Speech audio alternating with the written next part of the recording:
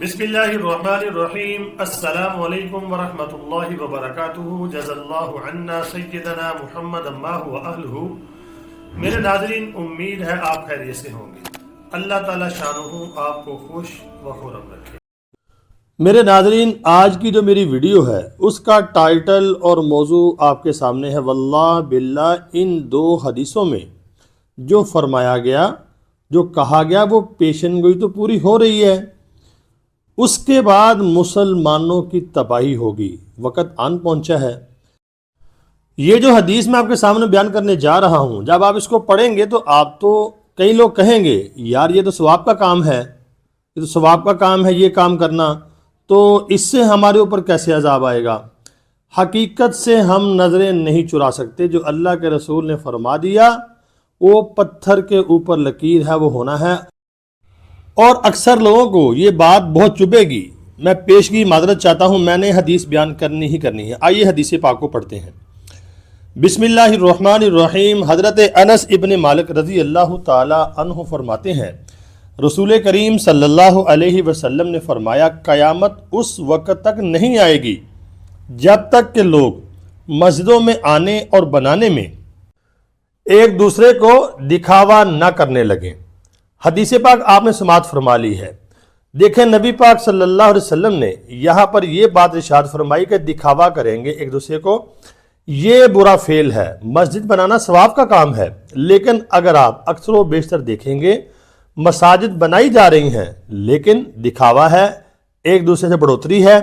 आगे देखें, मतलब ये है कि लोग मस्जिदों में आते वक्त भी ऐसे अंदाज में आएंगे कि एक दूसरे को अपनी दौलत दिखाना मकसूद होगा और मस्जिदें बनाने में भी दिखावा होगा। ये जितनी भी नई सोसाइटियां बन रही हैं, अगर आप देखेंगे इसमें एक दूसरे से बढ़ चढ़ कर मस्जिदें बनाते हैं कि हमारी मस्जिद खूबसूरत होनी चाहिए। लेकिन हाल क्या है कि सुबह की नमाज जब पढ़ने आप जाएंगे आपको 3 या 4 नमाजी मिलेंगे।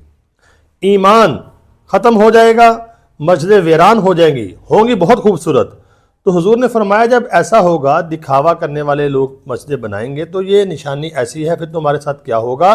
अगली हदीस बयान करता हूँ, उससे पहले मैं आपको बताता हूँ, मदीना मुनव्वरा के अंदर 2 मसाजिद बनी थी। एक मस्जिद कुबा थी और दूसरी मस्जिद ज़र्रार। उसका जिक्र अल्लाह ने कुरान में फरमाया। एक की बुनियाद तकवे के ऊपर थी और एक की शर के ऊपर।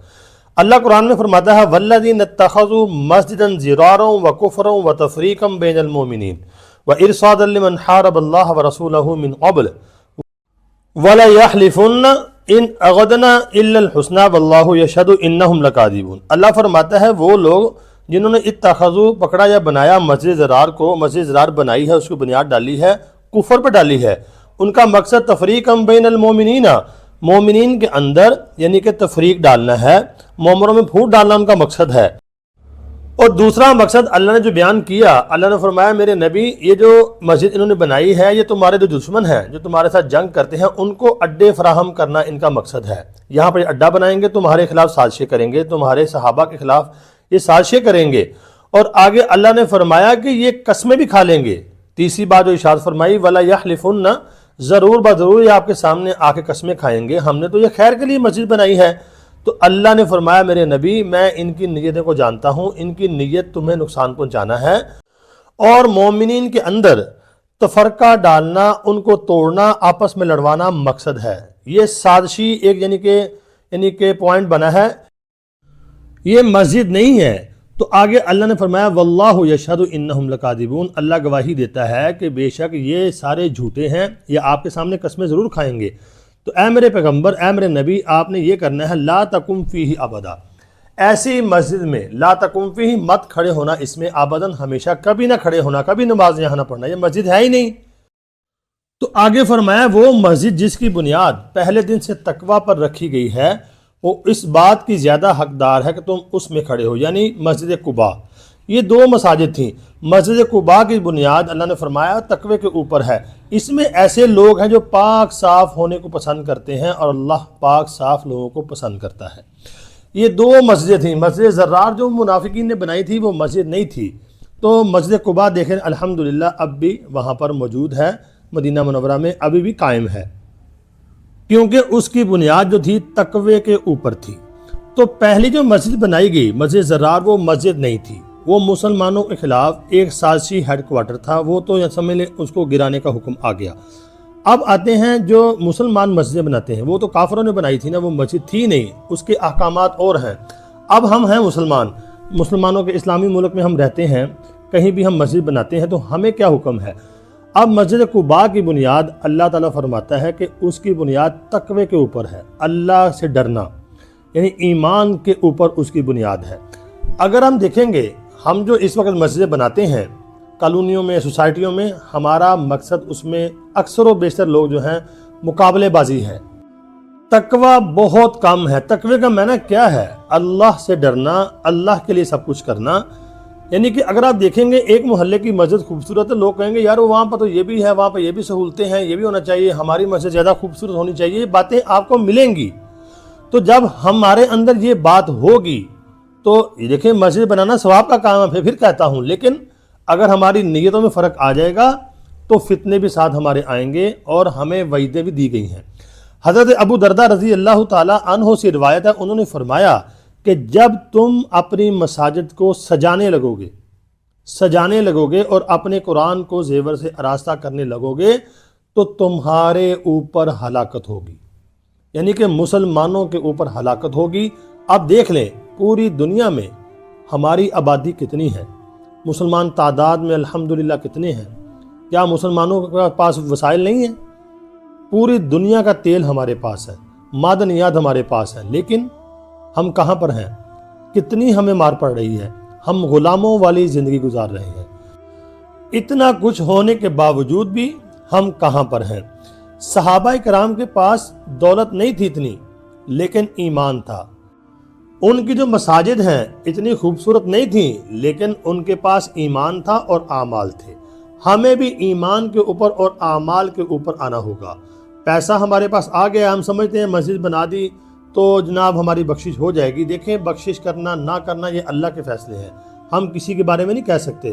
کوئی اچھی نیت سے بناتا ہے تو اللہ کے ہاں اجر پائے گا، لیکن زیادہ تر اب ریاکاری چل رہی ہے۔ مسجدیں بن گئی ہیں، آپ کو نمازی وہاں پر یعنی کہ 200 بندے کی مسجد ہے تو 4 نمازی ملیں گے، تو یہ کیا ہے؟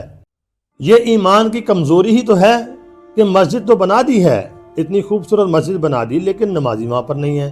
ڈاکٹر اقبال نے یہاں پر نقشہ کھینچا ہے، اور ایک شعر ہے ان کا کہ مسجد تو بنا دی شب بھر میں ایمان کی حرارت والوں نے، مسجد تو بنا دی شب بھر میں ایمان کی حرارت والوں نے، من اپنا پرانا پاپی تھا برسوں سے نمازی بن نہ سکا۔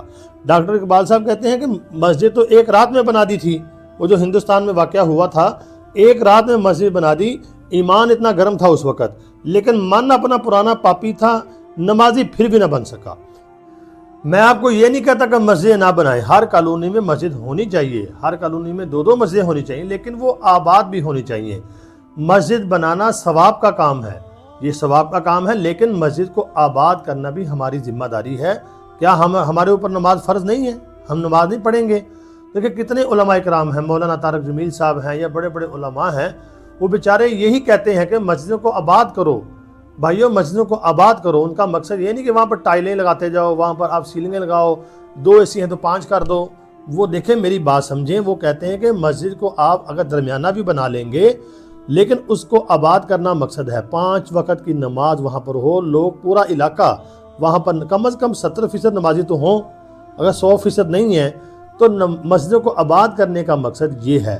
تو مسجدوں کو آباد کرنا یہ اللہ کا حکم ہے، تو اس لیے ہم مسجدوں کو آباد نہیں کرتے۔ اللہ کے گھر ویران ہے تو اللہ تعالیٰ نے مسلمانوں کو بھی ویران کر دیا ہے۔ جب ویرانہ ہوتا ہے نا، ویرانے میں جھاڑیاں ہوتی ہیں تو ان کی ویلیو نہیں ہوتی۔ آپ دیکھیں مسلمان اس وقت پوری دنیا میں ان کی ویلیو کیا ہے؟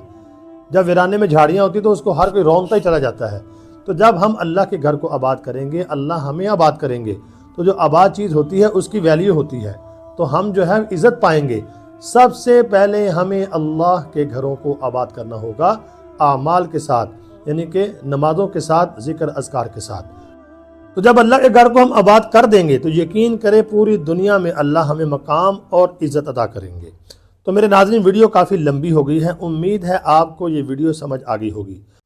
تو الحمدللہ میں نے اسی نام کے اوپر، قاری بابر حفیظ پر نام کے اوپر ایک ٹک ٹاک اکاؤنٹ بنایا ہے، اس کو بھی آپ جا کے فالو کریں، اس پر بھی آپ کو انشاءاللہ اس طرح کی ویڈیو مل جائیں گی۔ تو ویڈیو کو آگے شیئر ضرور کرنا، کمنٹ بھی کرنا، لائک بھی کرنا، اور چینل کو سبسکرائب نہیں کیا سبسکرائب ضرور کرنا، دعاؤں میں ضرور یاد رکھنا۔ السلام علیکم۔